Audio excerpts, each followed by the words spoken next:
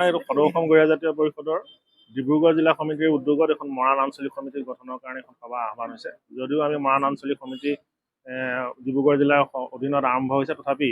এই মৰাণ অঞ্চলত চৰাইদেউ আৰু ডিব্ৰুগড় জিলাৰ যিখিনি অংশ ইয়াত মানে অন্তৰ্ভুক্ত হয়, সেই সকলো ঠাইৰে লোকসকল ইয়াত উপস্থিত আছে।